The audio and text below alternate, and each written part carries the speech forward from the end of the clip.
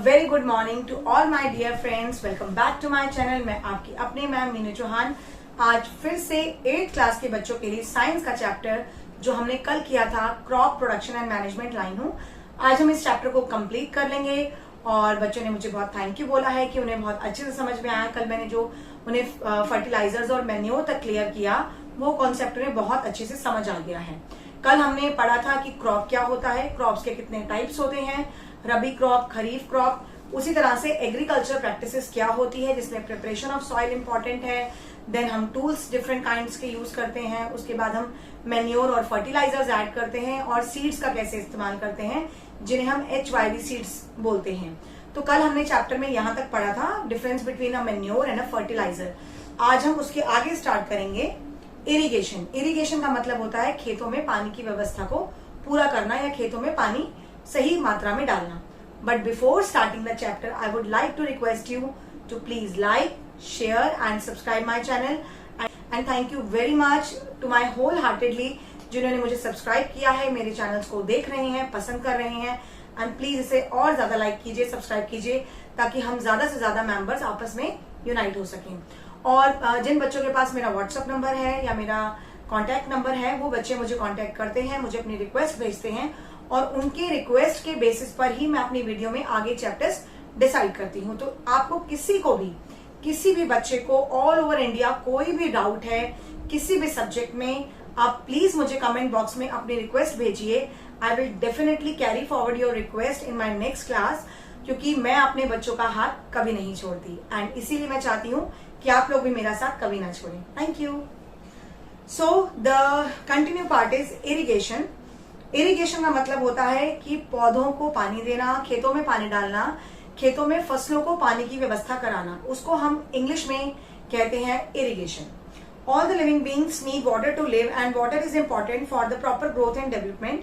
Water is absorbed by the plant's roots along with the water, mineral and fertilizers are also absorbed.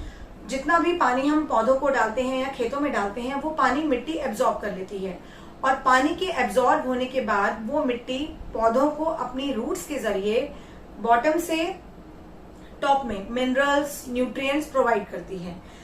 Water is essential because germination of seeds does not take place under dry condition. पौधों को या खेतों में पानी डालना इसलिए जरूरी है क्योंकि हमने खेतों में सीड्स डाले हैं, बीज डाले हैं। उन बीजों को ग्रो होने के लिए वाटर चाहिए। अगर पानी नहीं होगा तो वो बीज ग्रो नहीं करेंगे, वो एक पौधा या एक क्रॉप या एक प्लांट नहीं बनेंगे। तो इसीलिए water transportation is very important and the water also protects the crop from both frost and hot air currents. Water also protect the crops from both frost and hot air currents.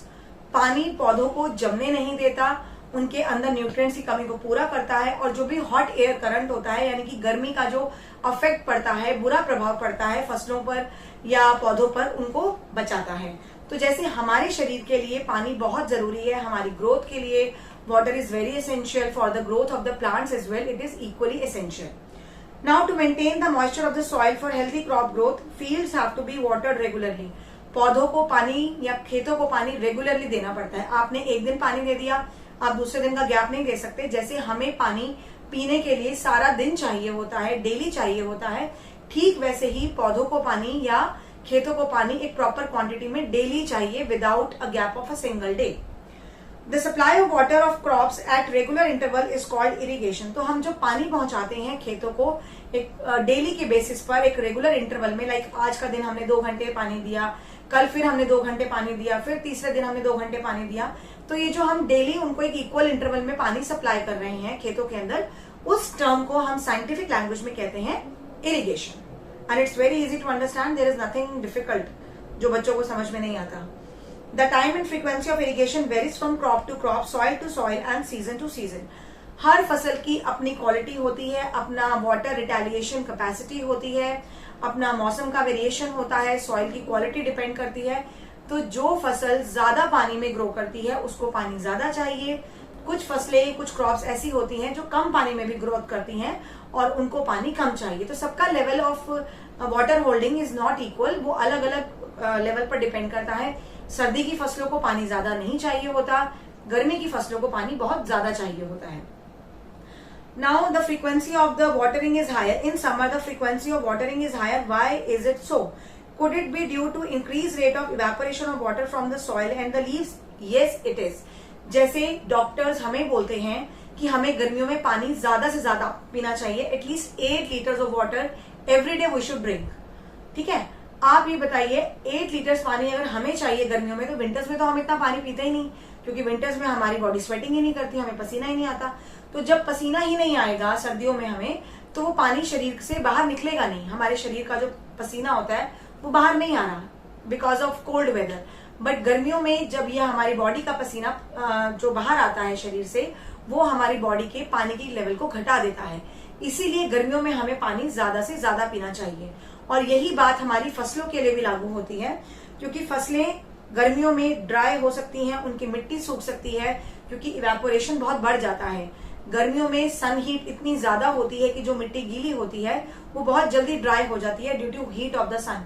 तो पानी उनको ज्यादा चाहिए, ज्यादा quantity में चाहिए, और बहुत जल्दी जल्दी उनको पानी हमें देना पड़ता है कि वो मिट्टी हमेशा गीली रहे.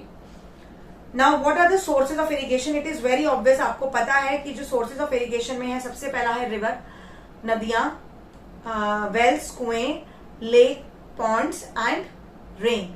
बारिश का पानी एक बहुत ही इंपॉर्टेंट सोर्स है, बिल्कुल केमिकल फ्री है, कोई उसमें इम्प्योरिटी नहीं होती. देन वेल्स का पानी, ट्यूबवेल्स का, पॉन्ड्स का, lakes, river and dams and canals, ये सारे नेचुरल रिसोर्सेज हैं हमारे पानी की कमी को पूरा करने के लिए. ट्रेडिशनल मेथड ऑफ इरिगेशन में the water available in wells. आपके पास बुक्स हैं, आप बुक्स में ये डायग्राम्स देखिए. इसमें माउथ, चेन पंप, ढेकली और राहत, ये आपको 4 डायग्राम्स दे रखे हैं. इसमें ये बताया जा रहा है कि किस तरह से पुराने जमाने में पानी को खेतों तक पहुंचाया जाता था. पहला सिस्टम जो इसमें बताया गया है, पुली सिस्टम, विच इज मोट. इसमें अ कैटल और human labour is used in these methods. So these methods are cheaper but less efficient. इसमें हमें लेबर या कोई कैटल की जरूरत पड़ती है जो पानी को कुएं से निकाले और फिर उस पानी को खेतों में पहुंचाए. ये बहुत ज्यादा टाइम कंज्यूमिंग है और लेस एफिशिएंट है, क्योंकि हर वक्त आप पानी कुएं में से निकाल रहे हो बकेट के जरिए और फिर उसको आप खेतों में पहुंचा रहे हो. तो ये नॉन स्टॉप आपको बार बार करना पड़ रहा है, आप थक सकते हो, गर्मी है, धूप है, और ये एफिशिएंट नहीं है, क्योंकि पानी प्रॉपर क्वांटिटी में पूरे खेत में नहीं पहुंच पाता और ये टाइम बहुत लेता है. तो इसीलिए अभी पुराने मेथड्स नहीं यूज किए जाते. दूसरा है चेन पंप. चेन पंप में आपने डायग्राम आप देखें अगर आपकी बुक में है तो, एक व्हील बना हुआ है, उस व्हील के साथ बकेट्स लगी हुई हैं, बकेट लगी हुई है, सिंगल बकेट. वो बकेट नीचे से कुएं में जाती है, पानी भरती है और ऊपर से रोटेट होकर वापस वो पानी खेतों की तरफ जो पाइपलाइन जा रहा है उसमें पहुंचा देती है. तो इसको हम कहते हैं चेन पंप. चेन की मदद से वो पंप जो है वो रोटेट होता है, बकेट पानी में जाती है, पानी उसमें भरता है और वो जैसे ही इस तरफ आती है वो बकेट अपने आप टर्न होती है और पानी खेतों में पहुंच जाता है. तीसरा सिस्टम है इसमें ढेकली सिस्टम, जिसमें हम एक लॉक पर, लकड़ की लॉक पर एक पत्थर बांधते हैं और पानी को लाने के लिए एक बाल्टी उसमें अटकाते हैं. वो बाल्टी जैसे ही नीचे जाती है कुएं में, वैसे ही वो पानी ऊपर आ जाता है और फिर उसको जो भी फार्मर है वो बाल्टी से पानी खेतों में पहुंचाता है. तो ये भी बहुत टाइम कंज्यूमिंग है. एंड द लास्ट इज राहत सिस्टम. ये आपने जरूर देखा होगा, दिल्ली में भी था ये पहले. जो हमारे गन्ने के जूस की दुकानें होती हैं वहां पर एक कैटल बांधा जाता है जो उस रोटेशन में घूमती है, और दूसरी जगह जहां हम गन्ना डालते हैं वहां पर वो व्हील रोटेट होता है और गन्ना उसमें से पूरा जूस निकाल लेता है. तो जो कैटल बंदी होती है उसका काम क्या होता है कि वो रोटेट करती रहे अपने आप को उस व्हील के साथ, ताकि व्हील घूमता रहे और वो जो व्हील घूमता है उसमें से गन्ने का जूस निकल जाता है. सिमिलरली इसमें भी एक कैटल, हम एक काऊ या बफेलो बांधते हैं, ये गोल गोल घूमती है. जैसे जैसे ये गोल घूमती है वैसे वैसे ही वो व्हील रोटेट होता है. उस व्हील में नियर बाय 6-7 बकेट्स लगी होती हैं. वो बकेट्स धीरे धीरे नीचे की तरफ आती है, उनमें पानी भरता है क्योंकि वो कुएं तक जाता है. पानी भरता है और फिर जैसे ही वो बकेट्स ऊपर आती हैं तो वो पानी उनमें से निकल जाता है और वो पानी खेतों तक पहुंचता है. तो दिस इज कॉल्ड राहत सिस्टम. तो हमारी कैटल्स हमारे लिए कितनी यूजफुल है और वो हमारा कितना काम करवाने में हेल्प करती हैं, हमें बहुत हेल्प करती हैं, और इसीलिए कैटल्स के बिना भी फार्मर्स की लाइफ पॉसिबल नहीं है. तो ये आपके 4 सिस्टम्स हो गए. And then pumps are commonly use for lifting water. Diesel, biogas, electricity and solar energy is use to run these pumps. Pumps का इस्तेमाल पानी को उठाने के लिए होता है. Diesel, biogas, electricity and solar energy, ये जो मैंने आपको नाम बताए, diesel, biogas, electricity and solar energy, इसका इस्तेमाल भी इन पंप्स को चलाने के लिए हम नेचुरली कर सकते हैं. नाउ द मॉडर्न मेथड, जो अभी मैंने आपको बताया ये सारे ट्रेडिशनल मेथड्स यानी एंशिएंट मेथड थे, पुराने तरीके। अब हम पढ़ेंगे मॉडर्न मेथड्स के बारे में, जिसमें पहला है स्प्रिंकल सिस्टम। इसका डायग्राम भी आपकी बुक में बहुत अच्छे से क्लियर है, आप प्लीज ध्यान दीजिएगा। इस सिस्टम में एक मोटर लगाई जाती है कुएं की तरफ से, उस मोटर के साथ बहुत सारे पाइप्स को खेतों में पहुंचाया जाता है कनेक्ट करके। जब आप इस मोटर को स्टार्ट करते हैं तो उन पाइप्स के आगे छोटे छोटे से शॉवर टाइप कैप्स लगे होते हैं और उनमें से पानी निकलना शुरू हो जाता है और वो अपने आसपास के फील्ड में, अपने आसपास के पार्ट में पानी पहुंचाना शुरू कर देते हैं।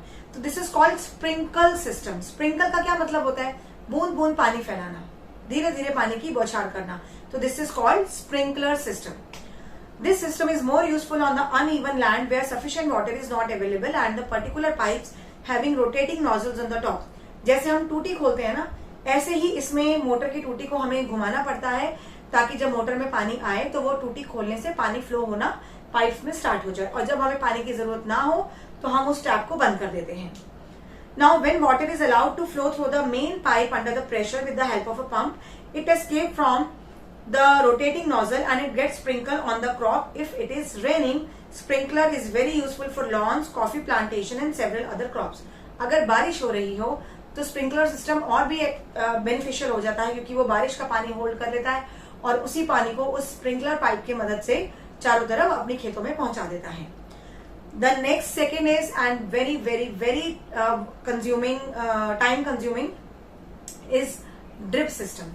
ये बहुत टाइम लेता है लेकिन ये किसानों के लिए बहुत ज्यादा बेनिफिशियल है। बेनिफिशियल इसलिए क्योंकि इसमें पानी जो है वो ड्रिप सिस्टम में यानी कि बूंद बूंद करके जाता है, और इसमें जो बूंद बूंद पानी जाता है वो खेतों में पहुंचाने में करीब 2-2.5 घंटे लग जाते हैं।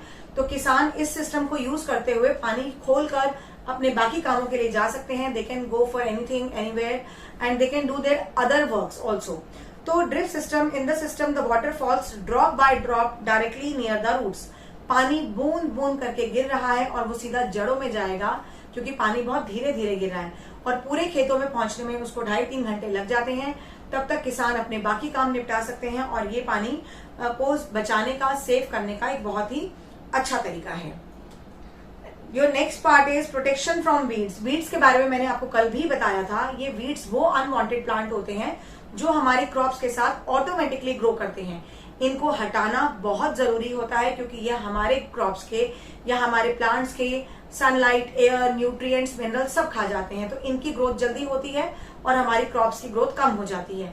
तो इसीलिए इन वीड्स को हटाया जाता है, और जब वीड्स को केमिकली हम हटाते हैं, केमिकल्स का इस्तेमाल करके हटाते हैं, तो उसको हम कहते हैं weedicides. The process of removing the weeds by chemical method is called weedicides. यानी कि वीड्स को केमिकल स्प्रे से हटाना, अनवांटेड प्लांट्स को केमिकल स्प्रे से हटाना कहलाता है वीडिसाइड्स। आई होप ये आपको समझ आ गया होगा। It's very easy. The next part is harvesting. Harvesting is a crop is an important task. ये बहुत ज्यादा इंपॉर्टेंट है। लाइक आपने एग्जाम दे दिया, अब रिजल्ट की बारी है, देखो आपका रिजल्ट क्या है। This is just as that. Harvesting में जो आपने फसल उगाई, जो अच्छे बीज डाले, जो आपने मेहनत की, टाइम पर उसको पानी दिया, अब आपकी फसल कटने के लिए पूरी तरह से पककर तैयार हो चुकी है। तो आपको अब लास्ट काम क्या करना है? आपको अपनी फसलों की कटाई करनी है, और वो फसलों की कटाई हमारी कहलाती है हार्वेस्टिंग। ये ना समय से पहले होता है ना ही समय के बाद। इसको अपने मैच्योरिटी पीरियड के बाद ही, पूरा पकने के बाद ही कटाई की जाती है। In harvesting, crops are pulled out or cut close to the ground. It is usually takes 3 to 4 months for the cereal crop to mature. 3 से 4 महीने लगते हैं हमारे सीरियल क्रॉप्स को मैच्योर होने में।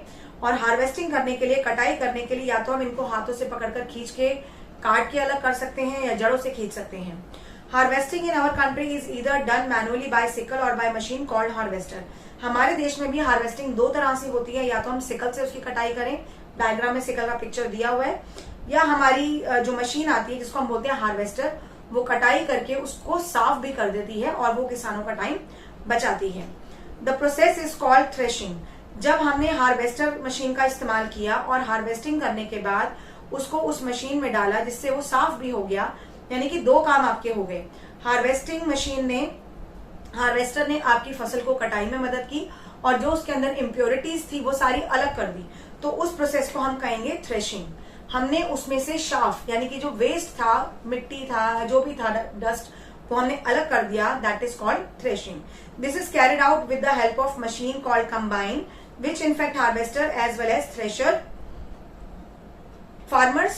can do. Farmers with small holding of land do the separation of grains and chaff by winnowing. अब देखिए आपको विनोइंग का भी डायग्राम दिया हुआ है. सबसे पहले मैं आपको बता दूं कंबाइनर क्या होता है. This is carried out with the help of machine called combiner. हमने पढ़ा कि जब हम हार्वेस्टिंग करते हैं, हार्वेस्टिंग करने के लिए जो हम मशीन यूज करते हैं, जो हार्वेस्ट करने के बाद उसको साफ करती है, उसे हम कहते हैं थ्रेशिंग. और थ्रेशिंग करने के बाद जो मशीन उसको थ्रेशर में डालकर फसलों को अलग और जो उनकी जड़ें होती हैं उनको अलग करती है, उसको हम कहते हैं कंबाइनर. आप डायग्राम में देखिए, ये बिल्कुल एक ट्रैक्टर की तरह लग रहा है जिसके आगे कंबाइनर बना हुआ है जो जमीन से घास को घसीटता हुआ साफ करता हुआ जा रहा है और वो सारा कलेक्ट भी कर रहा है उसको, कि आपको बाद में उसको अलग से इकट्ठा ना करना पड़े. It's very time saving. Winnowing एक ऐसी मशीन है जो छोटे छोटे लैंड्स में यूज की जाती है. अगर बहुत बड़ी लैंड है तो वहां पर विनोइंग का इस्तेमाल नहीं हो सकता. उसके लिए हमें छोटी छोटी मशीनों की जरूरत पड़ती है और वो छोटी मशीनें जो किसान यूज करते हैं उसे हम कहते हैं winnowing. And you have already red, आपने पढ़ा है कि हम इसको सेपरेट करते हैं, ग्रेन से शाफ को अलग किया जाता है. तो ये जो कंबाइनर या थ्रेशिंग मशीन्स हैं, ये बड़े बड़े लैंड्स पर यूज होती हैं जहां पर बहुत ज्यादा क्वांटिटी में खेती बाड़ी की जा रही है. और जहां पर खेती बाड़ी बहुत छोटी जमीन पे की जा रही है, बहुत कम लैंड पर की जा रही है, वहां पर हम जो मशीन यूज करते हैं उसे कहते हैं विनोइंग. तो ये एक बेसिक डिफरेंस है दोनों मशीन में. Combiner is use at a large land and winnowing is use at a small land.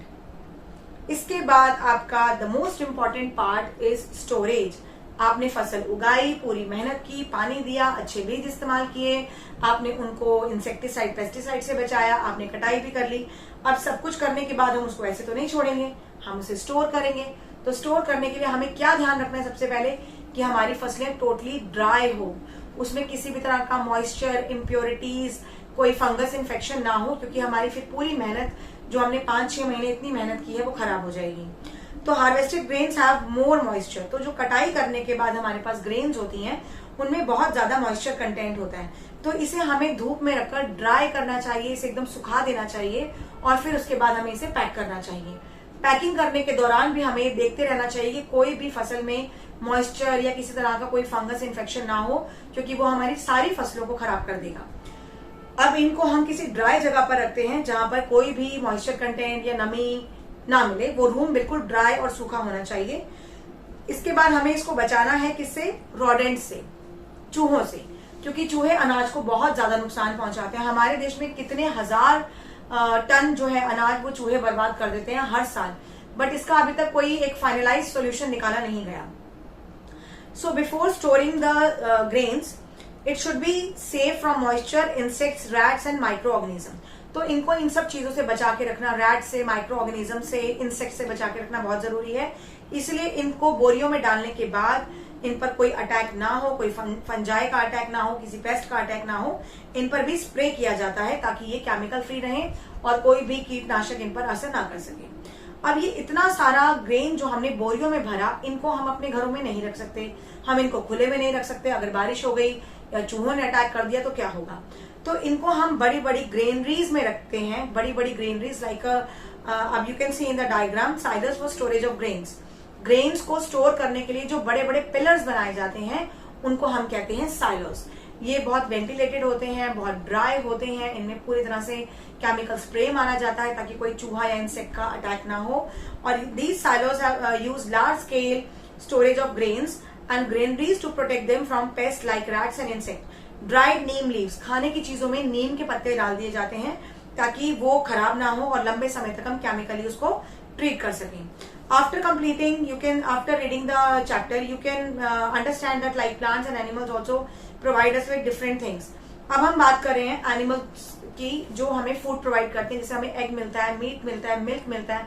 उन एनिमल्स को भी रखने से पहले, जिसे हम टॉपिक बोलते हैं एनिमल हस्बेंड्री, जानवरों को पालना आसान नहीं होता. अगर आप अपने घर में कोई पेट पालते हैं अपने शौक के लिए, तो उसको भी टाइम पर नहलाना पड़ता है, उसको शैम्पू करना पड़ता है, उनको मल्टीविटामिन्स देने पड़ते हैं, उनको डॉक्टर्स के पास प्रॉपरली रेगुलरली चेकअप के लिए लेके जाना पड़ता है. तो it is kind of a caring like a newly child. जैसे आप छोटे बच्चे की केयर करते हैं ना, ऐसे ही हमें अपने जानवरों की केयर करनी पड़ती है.